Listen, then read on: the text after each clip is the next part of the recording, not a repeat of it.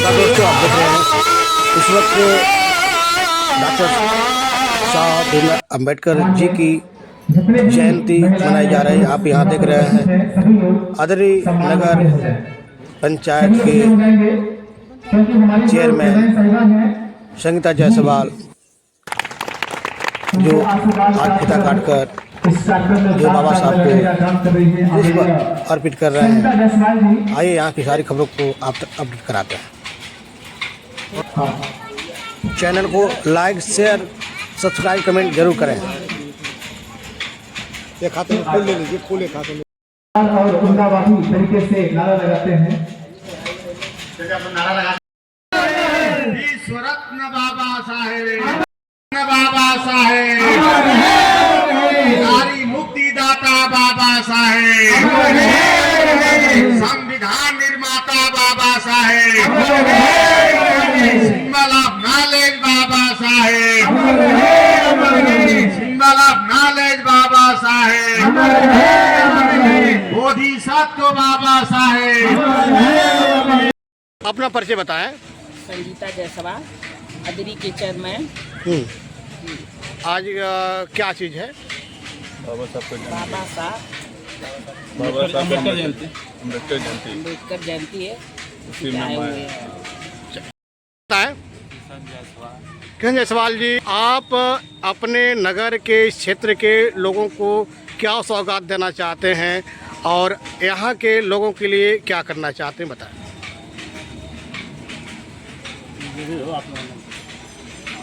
बाबा साहब के नाम से पुस्तकालय भवन बनाना चाहते हैं और जो भी हो सके वो करना चाहेंगे बाबा साहब के नाम।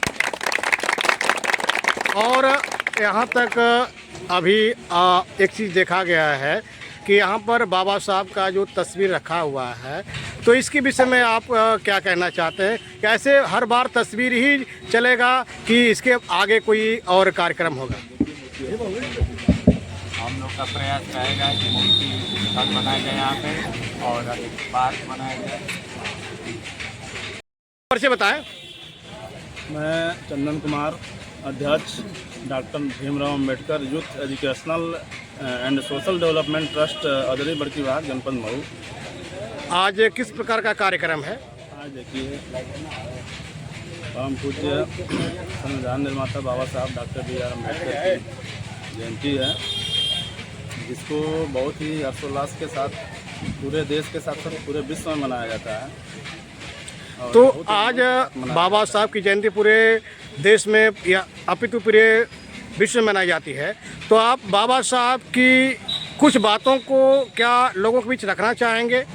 बिल्कुल बिल्कुल, हमारा मुख्य उद्देश्य यही रहता है कि हर साल जयंती में बाबा साहब के जो कुछ बहुत बहुमूल्य जो विचार हैं उनको अपने समाज के साथ साथ दलितों, पिछड़ों, वंचितों के बीच में, मतलब बाबा साहब के विचारों का व्यापक रूप से प्रचार प्रसार होना चाहिए, जिससे हर आदमी को अपने अधिकार और सारी चीज़ें जो हैं उनको पता चले कि बाबा साहब अगर न रहते तो हम आज कहाँ रहते।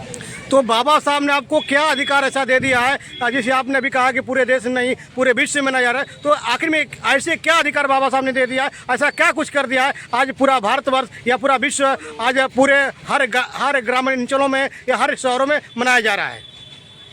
देखिए, अगर आपने ये कहा कि बाबा साहब ने क्या दे दिया, तो यह मत आप पूछिए कि बाबा साहब ने क्या दे दिया। बाबा साहब ने हमें जीवन दे दिया, जीवन जीने की एक शैली दे दी।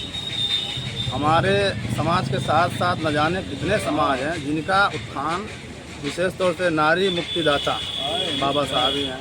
दूसरी चीज़, हमारे समाज में 100 साल पहले तमाम छुआछूत, भेदभाव, असमानताओं का दौर था, जिसका शिकार सर्वप्रथम बाबा साहब का, मतलब उन्हें देखा जाए तो शिक्षा से इतना दूर रखा जाता था भेदभाव की वजह से, जिसने मतलब तो बहुत कठिनाई सहते हुए हर समय तो 14 अप्रैल वंचितों, पिछड़ों, जो भी कमजोर 14 अप्रैल हर समय मनाया जा रहा है, सबको अधिकार दिए हैं बाबा साहब। बात तो सही है, ये बताइए 14 अप्रैल हर समय मनाते हैं जी, लेकिन उनकी क्या विचारधाराओं को आप लोग ने सिर्फ आज ही मना कर रहे हैं? उसका क्या मुख्य बिंदु था जो बाबा साहब की उनकी विचारधाराएं क्या? मुख्य बिंदु देखिए, बाबा साहब कहा जाता है कि हम लोगों को पानी पीने का दूर की बात है, जीवन जीने का अधिकार नहीं था। 100 साल पहले अगर देखा जाए, 50 साल पहले, तो जीवन जीने का अधिकार नहीं मुख्य था। बिंदु बाबा उनके साहब 22 की प्रतिज्ञा देन है, बाबा 22 साहब प्रतिज्ञा। की देन है कि हम लोगों को जीवन जीने का भी अधिकार मिला, और हम 22 लोगों को प्रतिज्ञा। नहीं, पूरे जो है देखा जाए तो वंचित वर्ग को जीवन जीने का अधिकार मिला। मैं अमलेश कुमार निगम।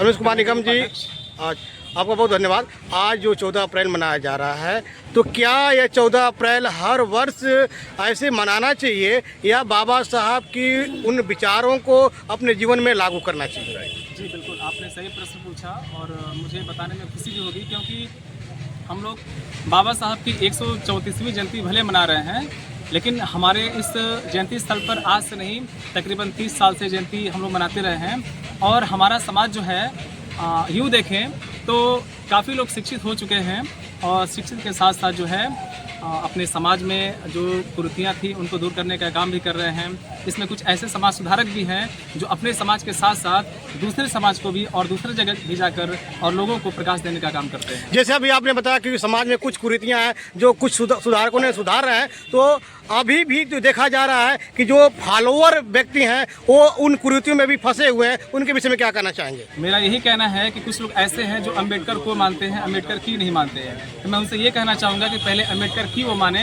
अपने आप कुरीतियाँ धीरे धीरे खत्म हो जाएंगी।